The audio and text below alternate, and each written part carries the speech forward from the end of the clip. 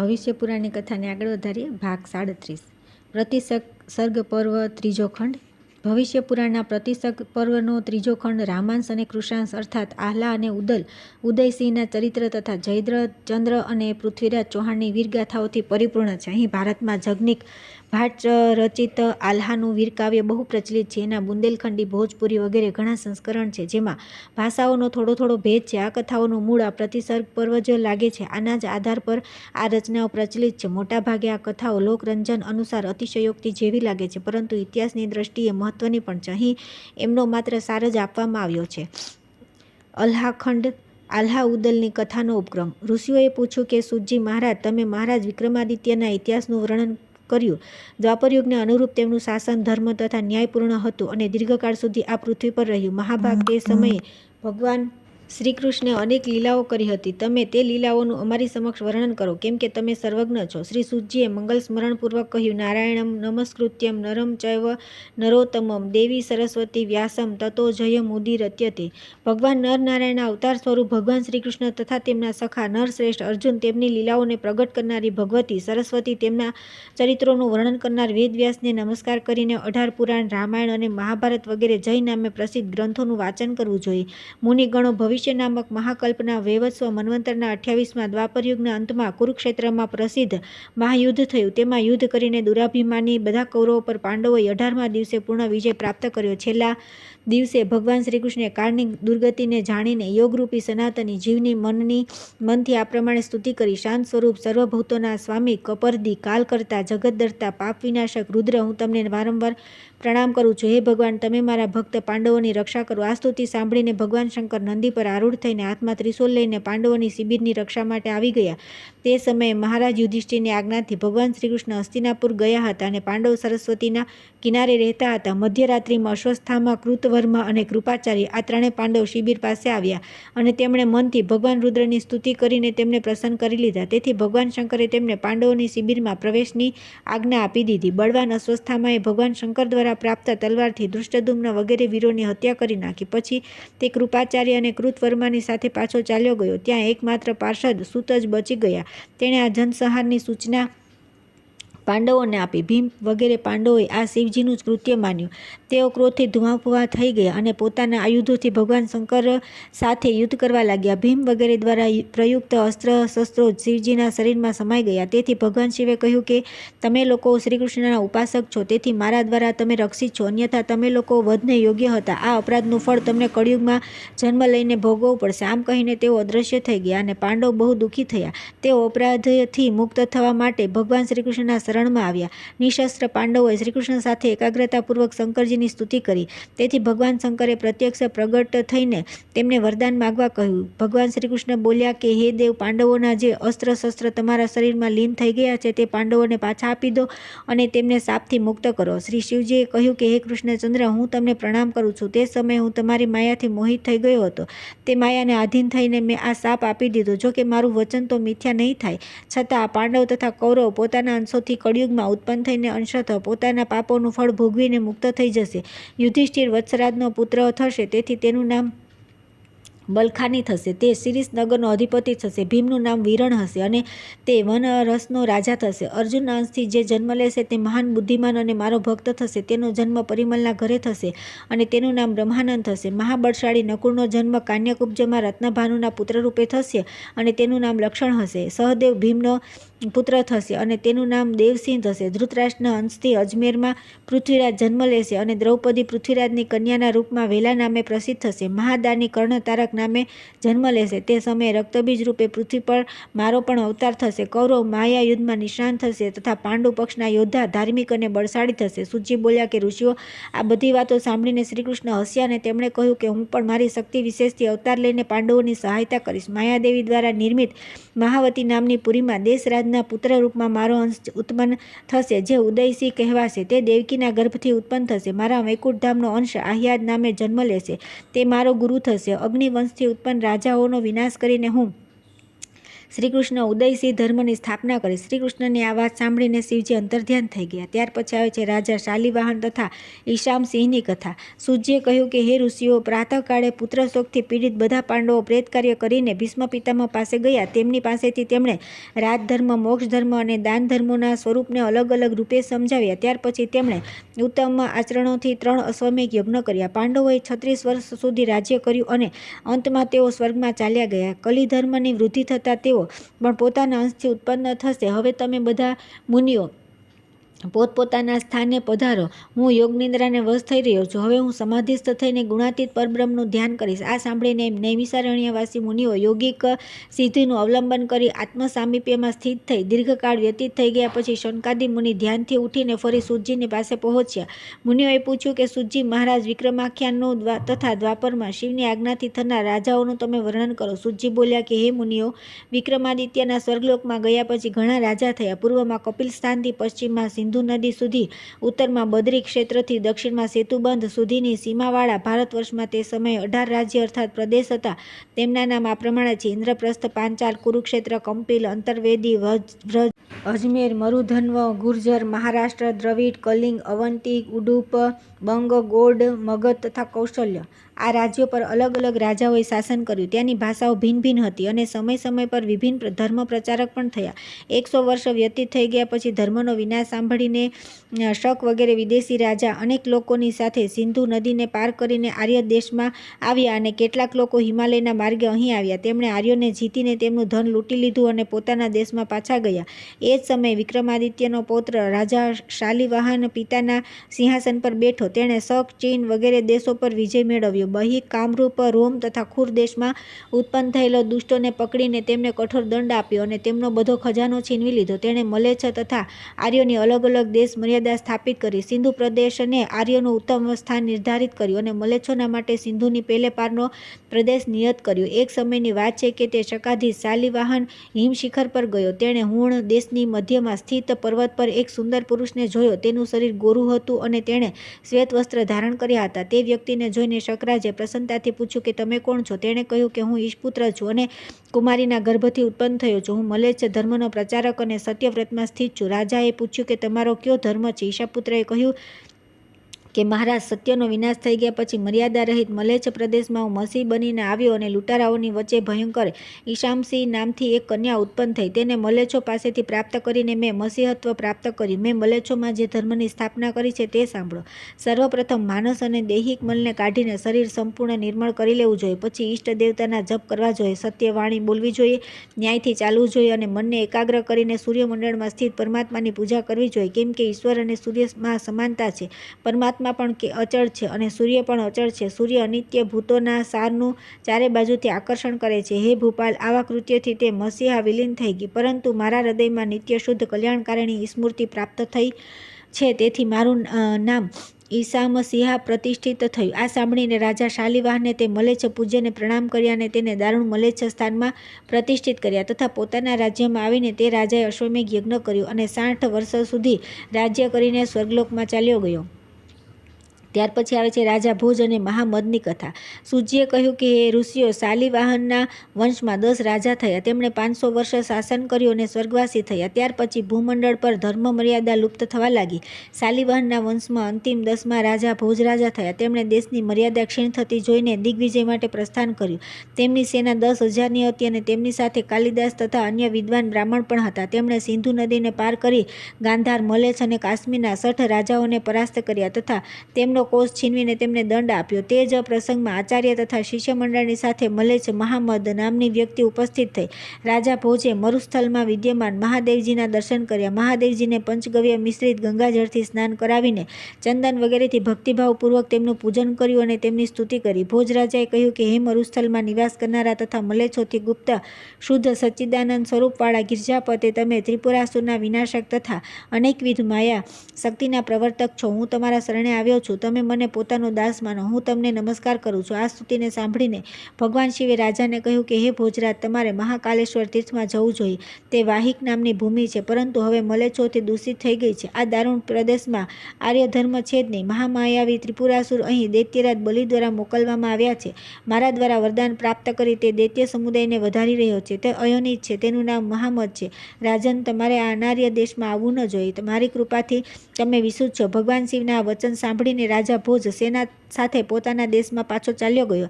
રાજા ભોજે દ્વિજ વર્ગના માટે સુસંસ્કૃત ભાષાનો પ્રચાર કર્યો અને શૂદ્રોના માટે પ્રાકૃત ભાષા પ્રવર્ત કરી. તેમણે 50 વર્ષ રાજ્ય કર્યું અને અંતે સ્વર્ગલોક પ્રાપ્ત કર્યું. તેમણે દેશ મર્યાદાની સ્થાપના કરી. વિંધ્યગીરી અને હિમાલયના મધ્યમાં આર્યાવ્રતની પુણ્યભૂમિ છે, ત્યાં આર્યો રહે છે. ત્યાર પછી આવે છે દેશરાજ તથા વત્સરાજ વગેરે રાજાઓનો આવિર્ભાવ. સુજી કહે છે કે એ ભોજરાજના સ્વર્ગારોહણ પછી તેમના વંશમાં 7 રાજા થયા, પરંતુ તે બધા અલ્પાયુ, મંદબુદ્ધિ અને અલ્પ તેજસ્વી થયા તથા 300 વર્ષની અંદર જ મૃત્યુ પામ્યા. તેમના શાસનકાળમાં પૃથ્વી પર નાના નાના અનેક રાજા થયા. વીરસિંહ નામના 7મા રાજાના વંશમાં 3 રાજા થયા, જે 200 વર્ષની અંદર જ મૃત્યુ પામ્યા. 10મા જે ગંગાસિંહ નામનો રાજા થયો, તેણે કલ્પક્ષેત્રમાં ધર્મપૂર્વક પોતાનું રાજ્ય કર્યું. અંતર્વેદીમાં કાન્યાકુબ્જ પર રાજા જયચંદ્રનું શાસન હતું. તોમર વંશમાં ઉત્પન્ન અનંગપાલ ઇન્દ્રપ્રસ્થનો રાજા હતો. આ પ્રમાણે ગામ અને રાષ્ટ્રમાં ઘણા રાજા થયા. અગ્નિવંશનો વિસ્તાર ઘણો થયો અને તેમાં બળવાન રાજા ઘણા થયા. પૂર્વમાં કપિલસ્થ ગંગાસાગર, પશ્ચિમમાં બાહિક, ઉત્તરમાં ચીન દેશ અને દક્ષિણમાં સેતુબંધ. આની વચ્ચે 60 લાખ રાજા ગ્રામપાલક હતા, જે મહાબળવાન હતા. તેમના રાજ્યમાં પ્રજા અગ્નિહોત્ર કરનારી, ગો બ્રાહ્મણના હિતેચ્છુ તથા દ્વાપરયુગની જેમ ધર્મકાર્ય કરવામાં નિપુણ હતી. બધે દ્વાપરયુગ જેવું લાગતું હતું. ઘર ઘરમાં પ્રચુર ધન તથા ધર્મ વિદ્યમાન હતો. દરેક ગામોમાં દેવ મંદિર હતા. સ્થાન સ્થાન પર યજ્ઞ થતા હતા. મલેચ્છો પણ આર્ય ધર્મનું બધી રીતે પાલન કરતા હતા. દ્વાપર જેવું ધર્માચરણ જોઈને કલિએ ભયભીત થઈને મલેચ્છોની સાથે નીલાચલ પર્વત પર જઈને શરણ લીધું. ત્યાં તેણે 12 વર્ષ તપસ્યા કરી. આ ધ્યાન યોગાત્મક તપસ્યાથી તેને ભગવાન શ્રી કૃષ્ણના દર્શન થયા. રાધાની સાથે ભગવાન કૃષ્ણના દર્શન કરી તેણે મનથી તેમની સ્તુતિ કરી. કલિએ કહ્યું કે હે ભગવાન, તમે મારા સાષ્ટાંગ દંડવત પ્રણામ સ્વીકાર કરો, મારી રક્ષા કરો. હે કૃપાનિધિ, હું તમારા શરણે આવ્યો છું.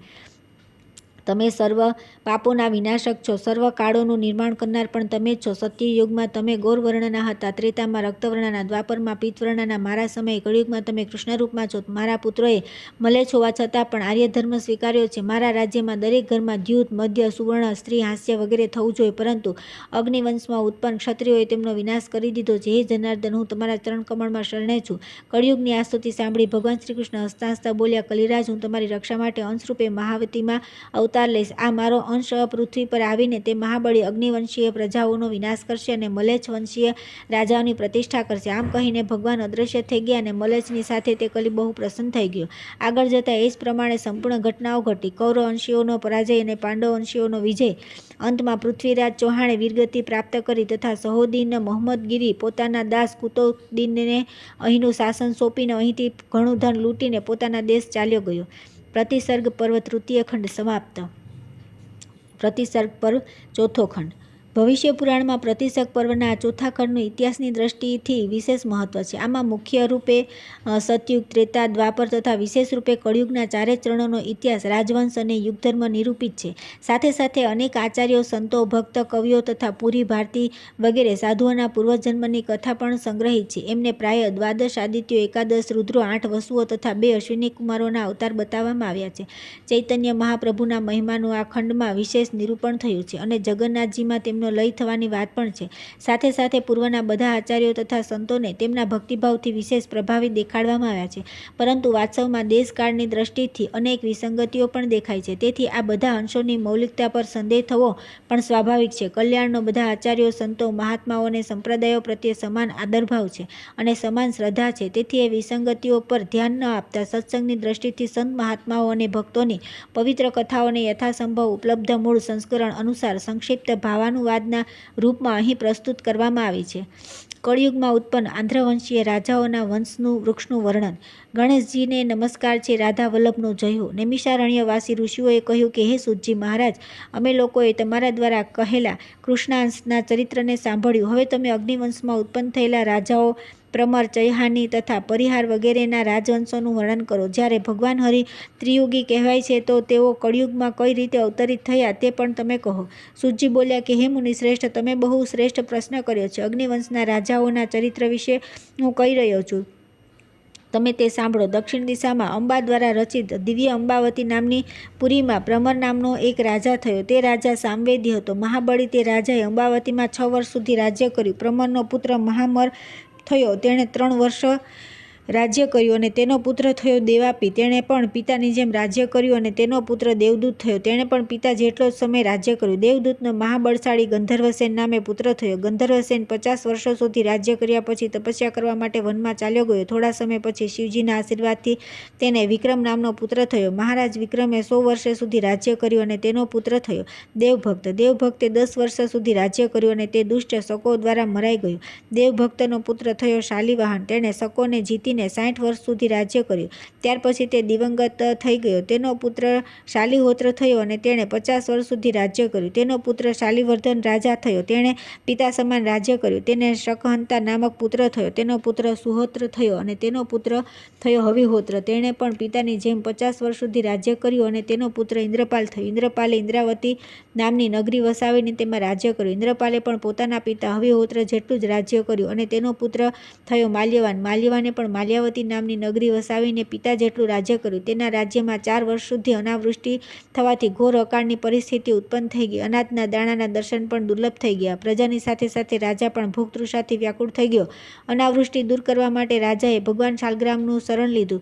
રાજાની પાસે ભગવાનને નૈવેદ્ય અર્પણ કરવા માટે કંઈ નહોતું. એક જગ્યાએ પડેલા કેટલાક અનાજના દાણા રાજાએ વીણી લીધા અને તેને કોઈ રીતે ધોઈને પવિત્ર કરી તેનાથી પૂજા કરી. તેની શ્રદ્ધા ભક્તિથી સંતુષ્ટ થઈ ભગવાને આકાશવાણી દ્વારા કહ્યું કે રાજાના હાથથી તમારા વંશજોના ઉત્તમ રાજ્યમાં પૃથ્વી પર કદી અનાવૃષ્ટિનો ભય રહેશે નહીં. માલ્યવાનને પુત્ર શંકર ભક્ત શંભુદત્ત થયો અને તેનો પુત્ર ભૌમરાજ થયો. ભૌમરાજનો પુત્ર વત્સરાજ થયો. તેનો પુત્ર થયો ભોજરાજ. ભોજરાજનો પુત્ર શંભુદત્ત. તેણે 40 વર્ષ રાજ્ય કર્યું. શંભુદત્તનો પુત્ર બિંદુપાલ થયો. બિંદુપાલે બિંદુખંડ નામક રાષ્ટ્રનું નિર્માણ કરીને સુખપૂર્વક રાજ્ય કર્યું. બિંદુપાલે પોતાના પિતા સમાન જ રાજ્ય કર્યું. બિંદુપાલનો પુત્ર રાજપાલ થયો. રાજપાલને મહિનર નામે પુત્ર થયો. મહિનરનો પુત્ર થયો સોમવર્મા અને તેનો પુત્ર કામવર્મા થયો. કામવર્માનો પુત્ર ભૂમિપાલ થયો. તેણે એક તળાવ ખોદ્યું અને તેના કિનારે એક સુંદર નગર નિર્માણ કરાવ્યું. ભૂમિપાલનો પુત્ર રંગપાલ થયો. ભૂમિપાલે રાજાનું પદ પ્રાપ્ત કરી અનેક રાજાઓ પર વિજય પ્રાપ્ત કર્યો અને આ પૃથ્વી પર તે વીરસિંહ નામે પ્રસિદ્ધ થયો. પોતાના રાજ્ય પર પોતાના પુત્ર રંગપાલનો અભિષેક કરીને તે તપ કરવા વનમાં ચાલ્યો ગયો. રાજાઓમાં ઉત્તમ રંગપાલને કલ્પસિંહ નામે પુત્ર થયો. કલ્પસિંહ નિસંતાન હતો. એકવાર સ્નાન કરવા તે ગંગા તટ પર ગયો. ત્યાં તેણે પ્રસન્નતાથી દ્વિજાતિઓને દાન આપ્યું. નિર્જન કલ્પ ક્ષેત્રની ભૂમિને જોઈને ત્યાં તેણે એક નગર વસાવ્યું. તે નગર કલાપ નામે આ પૃથ્વી પર પ્રસિદ્ધ થયું. કલાપમાં તેણે રાજ્ય કર્યું અને ગંગાની કૃપાથી તેને ગંગાસિંહ નામનો પુત્ર થયો. તેણે 90 વર્ષ સુધી રાજ્ય કર્યું પરંતુ તેને કોઈ સંતાન ન થયું. અંતમાં કુરુક્ષેત્રમાં યુદ્ધ કરતાં તેણે સ્વર્ગલોકને પ્રાપ્ત કર્યું. સૂતજીએ ફરી કહ્યું કે હે મુનિઓ, આ પ્રમાણે પવિત્ર પ્રમર વંશ સમાપ્ત થઈ ગયો. ગંગાસિંહના વંશમાં તેની પાછળ જે ક્ષત્રિયો શેષ રહી ગયા હતા તેમની સ્ત્રીઓથી આગળ જતા અનેક વર્ણશંકર પેદા થયા. તે બધા વૈશ્યવૃત્તિના હતા. તે બધા મલેચ્છોની જેમ પૃથ્વી પર નિવાસ કરવા લાગ્યા. આ પ્રમાણે મેં દક્ષિણના રાજાઓના વંશનું વર્ણન કર્યું. ત્યાર પછી આવે છે રાજપૂતાના તથા દિલ્હી નગર ના રાજવંશનો ઇતિહાસ. સૂતજી બોલ્યા કે હે મુનિઓ, વૈહાની ચપહાની નામક રાજાએ મધ્ય દેશમાં પોતાનું આધિપત્ય સ્થાપિત કર્યું અને બ્રહ્મા દ્વારા રચિત અજમેર નામની નગરી વસાવી. અજમેર શબ્દની વ્યુત્પત્તિમાં કહ્યું છે કે અજનો અર્થ છે બ્રહ્મા, માનો અર્થ છે લક્ષ્મી. લક્ષ્મીએ ત્યાં આવીને બ્રહ્માજી માટે એક રમ્ય નગરનું નિર્માણ કર્યું. તેથી એ અજમેર કહેવાયું. વૈહાનીએ 10 વર્ષ સુધી રાજ્ય કર્યું અને તેનો પુત્ર તોમર થયો. તેણે 1 વર્ષ સુધી ભક્તિપૂર્વક ભગવાન શિવનું પાર્થિવ પૂજન કર્યું. ફળ સ્વરૂપ ભગવાન શિવે પ્રસન્ન થઈ તોમરને ઇન્દ્રપ્રસ્થ નામનું નગર પ્રદાન કર્યું. તોમરથી ઉત્પન્ન થનારા વંશને તોમર નામક ક્ષત્રિય વંશ કહેવાય છે. તોમરનો કનિષ્ઠ પુત્ર થયો ચૈહાની. ચૈહાની તે સામલ દેવના નામથી આ પૃથ્વી પર પ્રસિદ્ધ થયો. તેણે 7 વર્ષ રાજ્ય કર્યું અને તેનો પુત્ર મહાદેવ થયો. મહાદેવે પોતાના પિતા સમાન રાજ્ય કર્યું અને તેનો પુત્ર થયો અજય. અજયનો પુત્ર વીરસિંહ થયો. વીરસિંહે 50 વર્ષ સુધી રાજ્ય કર્યું અને તેનો પુત્ર બિંદુરસ થયો. બિંદુસુરે 25 વર્ષ સુધી મધ્ય દેશમાં રાજ્ય કર્યું અને તેને વીરા નામની એક કન્યા થઈ તથા વિરાહતક નામનો પુત્ર થયો. બિંદુસુરે શાસ્ત્રોક્ત રીતિથી પોતાની કન્યા વીરાના લગ્ન વિક્રમ સાથે કર્યા અને મધ્ય દેશનું રાજ્ય પોતાના પુત્રને આપી દીધું. વિરાહતકનો માણિક્ય નામે પુત્ર થયો. માણિક્યે પણ 50 વર્ષ સુધી રાજ્ય કર્યું. તેનો પુત્ર મહાસિંહ થયો, તેણે પણ 50 વર્ષ રાજ્ય કર્યું. તેનો પુત્ર થયો ચંદ્રગુપ્ત, તેણે 50 વર્ષ રાજ્ય કર્યું. તેનો પુત્ર પ્રતાપવાન થયો. પ્રતાપવાનનો પુત્ર મોહન થયો. મોહને 30 વર્ષ સુધી રાજ્ય કર્યું. તેનો પુત્ર શ્વેતરાય થયો. શ્વેતરાયનો પુત્ર નાગવાહ થયો. તેનો પુત્ર લોહધાર. લોહધારનો પુત્ર વીરસિંહ થયો. તેનો પુત્ર વિબુધ થયો. વિબુધે 50 વર્ષ સુધી રાજ્ય કર્યું અને તેનો પુત્ર ચંદ્રાય થયો. ચંદ્રાયનો પુત્ર હરિહર થયો. તેનો પુત્ર વસંત. વસંતનો પુત્ર બલાંગ અને બલાંગનો પુત્ર પ્રમથ થયો. પ્રમથનો પુત્ર થયો અંગરાય અને તેનો પુત્ર વિશાલ થયો. વિશાલનો પુત્ર સાંગદેવ અને તેનો પુત્ર મંત્રદેવ થયો. મંત્રદેવનો પુત્ર જયસિંહ થયો. આ બધા રાજાઓએ 50 વર્ષ સુધી રાજ્ય કર્યું. જયસિંહે સમસ્ત આર્ય દેશને જીતીને ત્યાંની ધન સંપત્તિથી બહુ મોટો યજ્ઞ કર્યો, જેનાથી તેને ઉત્તમ ફળ પ્રાપ્ત થયું. એણે જ જયપુર નગર વસાવ્યું, જે આજે ભારતનું અતિ રમણીય નગર માનવામાં આવે છે. જયસિંહને આનંદદેવ નામનો પુત્ર થયો. બુદ્ધિમાન જયદેવસિંહે 50 વર્ષ સુધી રાજ્ય કર્યું. તેના પુત્ર આનંદદેવ પણ 50 વર્ષ રાજ્ય કર્યું. આનંદદેવનો પુત્ર થયો મહાન યોદ્ધા સોમેશ્વર. તેણે અનંગપાલની જ્યેષ્ઠ પુત્રી કીર્તિમાલિની સાથે લગ્ન કર્યા અને તેનાથી 3 પુત્ર થયા. મોટો પુત્ર ધુંધુકાર મથુરાનો રાજા થયો. મધ્યમ પુત્ર કૃષ્ણકુમારે પિતાના સ્થાને પ્રાપ્ત કર્યું. ત્રીજા બળવાન મહિરાજ પૃથ્વીરાજ દિલ્હીપતિ થયો. પૃથ્વીરાજને સોહિદના નામના રાજાએ છળથી જીતીને મારી નાખ્યો અને તેણે સ્વર્ગ પ્રાપ્ત કર્યું. ત્યાર પછી આવે છે બ્રાહ્મણોની ઉત્પત્તિના પ્રસંગમાં શુક્લ વંશ અને તેના આગળ થનારા વિભિન્ન ક્ષત્રિય વંશોનું વર્ણન. સુતજી બોલ્યા કે હે વિપ્રવર, હવે હું શુક્લ વંશનું વર્ણન કરું છું. જ્યારે ભગવાન શ્રીકૃષ્ણ દ્વારકા, વૃંદાવન વગેરેની લીલા સમાપ્ત કરી પોતાના પરમધામમાં પધાર્યા, તેના થોડા દિવસ બાદ કળિયુગનું આગમન થયું. કળિયુગના 4000 વર્ષો વ્યતીત થઈ ગયા પછી ભારતની ભૂમિ મલેચ્છોથી છવાઈ ગઈ. ન્યૂ નામ યવને સંપૂર્ણ જગતને મલેચ્છોથી પરિપૂર્ણ કરી દીધું. કળિયુગના શરૂઆતના 1000 વર્ષ વીત્યા પછી દેવરાજ મહેન્દ્રે શ્રેષ્ઠ બ્રહ્મવર્તમાં એક કશ્યપ નામના બ્રાહ્મણને મોકલ્યો. દેવશક્તિ આર્યાવતીએ તેનું આનંદપૂર્વક પાણી ગ્રહણ કર્યું. તેનાથી 10 પુત્ર ઉત્પન્ન થયા. બાદમાં કાશ્યપ મિશ્ર દેશમાં આવી ગયા. તેમણે મિશ્રમાં ઉત્પન્ન 10,000 મલેચ્છોને વશમાં કરી પુનઃ પોતાના સ્થાન પર આવીને તેમને પોતાના શિષ્ય બનાવી લીધા તથા તેઓ સપ્તપુરીઓના નષ્ટ થયા બાદ સરસ્વતી અને દૃશ્વતી નદીની મધ્ય શ્રેષ્ઠ બ્રહ્માવર્તમાં નિવાસ કરવા લાગ્યો. મનુધર્મના અનુયાયી રાજા કશ્યપે પોતાના પુત્ર તપસ્વી દ્વિજ શ્રેષ્ઠ શુક્લને બોલાવીને તેને મનુધર્મનો ઉપદેશ આપીને રૈવત ગિરનાર શિખર પર તપસ્યા કરવા માટે આદેશ આપ્યો અને પોતાના 9 પુત્રો તથા શિષ્યોને પણ સનાતન મનુધર્મનો ઉપદેશ કર્યો. શુક્લે પણ ગિરનાર શિખર પર તપસ્યા દ્વારા સચ્ચિદાનંદ વિગ્રહ જગન્નાથ વસુદેવને સંતુષ્ટ કર્યા. ભગવાન દ્વારિકાનાથ પ્રસન્ન થઈને વિપ્રોના હાથ પકડીને સમુદ્રના કિનારે લઈ આવ્યા અને દિવ્ય શોભા સંપન્ન પોતાની દ્વારિકા નગરી તેને દેખાડી. લગભગ 2000 વર્ષ વીત્યા પછી અગ્નિદ્વારથી તે શુક્લ અર્બુદ પર્વત પર ગયો અને ત્યાં તેણે પોતાના 3 ભાઈઓ તથા દ્વિજોની સાથે બૌદ્ધોને જીતીને હરિની કૃપાથી દ્વારકાને પુનઃ પ્રતિષ્ઠિત કરી. દ્વારિકામાં શ્રીકૃષ્ણના ધ્યાનમાં તત્પર રહીને શુક્લે પ્રસન્નતાપૂર્વક નિવાસ કર્યો. તેણે પશ્ચિમ ભારતમાં 10 વર્ષ સુધી રાજ્ય કર્યું. નારાયણની કૃપાથી શુક્લને વિશ્વક્સેન નામનો પુત્ર થયો. તેણે 20 વર્ષ રાજ્ય કર્યું અને ત્યાં જયસેન નામનો પુત્ર થયો. 30 વર્ષ સુધી તેણે રાજ્ય કર્યું અને તેને વિશેક નામનો પુત્ર થયો. 50 વર્ષ સુધી તેણે રાજ્ય કર્યું અને તેને પ્રમોદા અને મોદસિંહ નામના 2 સંતાન થયા. વિશેને પોતાની કન્યા પ્રમોદાના લગ્ન વિક્રમની સાથે કરી દીધા અને પુત્ર મોદસિંહને પોતાનું રાજ્ય સમર્પિત કરી દીધું. મોદસિંહનો પુત્ર સિંધુવર્મા થયો. તેણે પૈતૃક સ્થાનને છોડીને સિંધુ નદીના તટ પર રાજ્ય કર્યું. પૃથ્વી પર તે સ્થાન સિંધુ દેશના નામે પ્રસિદ્ધ થયું. સિંધુવર્માનો પુત્ર સિંધુદ્વીપ થયો અને સિંધુદ્વીપનો પુત્ર શ્રીપતિ થયો. શ્રીપતિએ ગૌતમ વંશમાં ઉત્પન્ન કચ્છ દેશમાં રહેવાવાળા કચ્છાપી સાથે લગ્ન કર્યા અને પુલિન તથા યવનોને જીતીને ત્યાં દેશ વસાવ્યો. સિંધુ કુળમાં તે દેશ શ્રીપતિના નામે પ્રસિદ્ધ થયો. શ્રીપતિના પુત્રનું નામ ભુજવર્મા હતું. ભુજવર્માએ શબર અને ભીલોને જીતીને દેશ વસાવ્યો, જ્યાં પૃથ્વી પર ભુજ દેશ નામે પ્રસિદ્ધ થયો. ભુજવર્માને રાણવર્મા અને રણવર્માને ચિત્રવર્મા નામે પુત્ર થયો. ચિત્રવર્માએ વનની મધ્યમાં ચિત્ર નામની એક નગરી વસાવી. ત્યાં પુત્રનું નામ ધર્મવર્મા હતું. ધર્મવર્માને કૃષ્ણવર્મા નામનો પુત્ર થયો. તેને ઉદય નામનો પુત્ર થયો. ઉદયે વનની મધ્યમાં એક સુંદર ઉદયપુર નામનું નગર વસાવ્યું. તેના પુત્રનું નામ વ્યાપકર્મા હતું. તેણે અનેક વાપી, કૂપ, તળાવ અને સુંદર મહેલો વગેરે બનાવડાવ્યા. તે ધર્માત્મા સદા ધર્મ કાર્યમાં સંલગ્ન રહેતો હતો. તે દરમિયાન 1 લાખ સૈન્ય સાથે મહમ્મદનો અનુયાયી બિરબલદ નામના એક રાજાએ વ્યાપકર્મા પર ચડાઈ કરી દીધી, પરંતુ વ્યાપકર્માએ પિશાચો અને મલેચ્છોને જીતીને ભગવાન શ્રીકૃષ્ણનો કૃષ્ણોત્સવ કર્યો.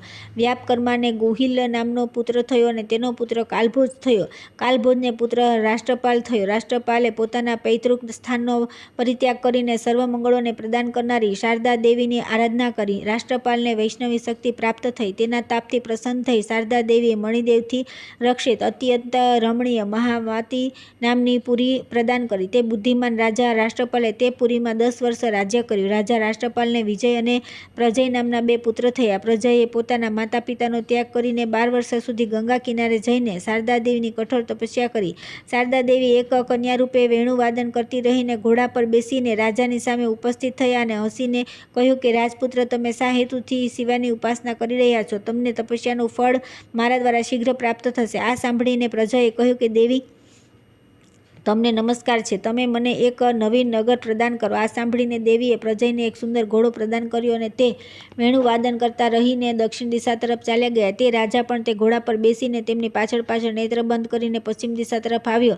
ત્યાર પછી જ્યાં મરકણ નામનું પક્ષીરાટ હતું ત્યાં ગયો. તેને જોઈને તે ભયભીત થઈ ગયો. ત્યારે રાજાએ બંને નેત્ર ખોલી લીધા અને કન્યા દ્વારા નિર્મિત એક શુભ નગર જોયું. તે નગરના ઉત્તરી ભાગમાં ગંગા, દક્ષિણમાં પાંડુરા, પશ્ચિમમાં ઈસસરિતા તથા પૂર્વમાં મરકણ પક્ષીનું સ્થાન હતું. આ સ્થાન થોડું વાંકું હતું. કન્યા દ્વારા નિર્મિત થયેલું અને થોડું વાંકું હોવાના કારણે આ સ્થાન કાન્યકુબ્જ નામે પ્રસિદ્ધ થયું. રાષ્ટ્રપાલના પુત્ર જયપાલે 10 વર્ષ સુધી રાજ્ય કર્યું. વેણુવાદન કરવાના કારણે તેને વેણુક નામનો પુત્ર થયો. રાજા વેણુકે દેવી દ્વારા પ્રદત્ત મનોહર કન્યામતી નામની કન્યાની સાથે લગ્ન કર્યા. કન્યામતીથી તેમને 7 પુત્રીઓ થઈ. તે બધી માતૃકાઓની મંગલ કલાથી સંયુક્ત હતી. તેમના નામ આ પ્રમાણે છે: શીતલા, પાર્વતી, કન્યા, પુષ્પવતી, ગોવર્ધની, સિંદુરા તથા કાલી. એ જ ક્રમશઃ બ્રાહ્મી, મહેશ્વરી, કૌમારી, વૈષ્ણવી, વારાહી, ઇન્દ્રણી અને ચામુંડા નામે પ્રસિદ્ધ થઈ. ત્યારબાદ તે રાણીનો યશોવિગ્રહ નામે પુત્ર થયો. તે બહુ બળવાન, ધર્માત્મા તથા આર્ય દેશનો માલિક હતો. યશોગૃહે 20 વર્ષ સુધી આ પૃથ્વી પર રાજ્ય કર્યું. તેનો પુત્ર મહિચંદ્ર થયો. તેણે પણ 20 વર્ષ સુધી રાજ્ય કર્યું. તેનો ચંદ્રદેવ નામે પુત્ર થયો અને ચંદ્રદેવનો પુત્ર મંદપાલ થયો. તેણે મલેચ્છ અને પૈશાચ ધર્મનો અનુયાયી મહોદ રાજનીય નામની નગરીનો અધિપતિ હતો. તેણે ઘણા દેશોને લૂંટીને ધન એકત્ર કર્યું હતું.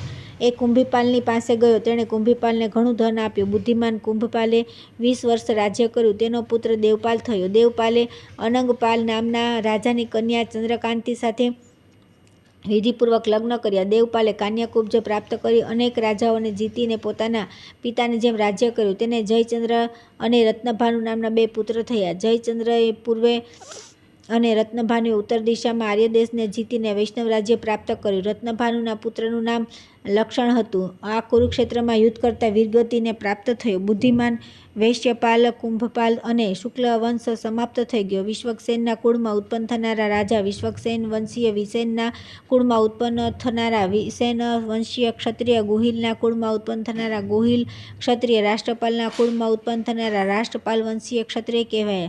શુક્લ વંશના ધુરંધર લક્ષણના મૃત્યુ પછી બધા મુખ્ય ક્ષત્રિય રાજા કુરુક્ષેત્રમાં સમાપ્ત થઈ ગયા. શેષ નાના નાના રાજાઓ વર્ણશંકર તથા મલેચ્છોથી દૂષિત થઈને ભયાનક મલેચ્છ રાજ્યમાં સ્થિત થઈ ગયા.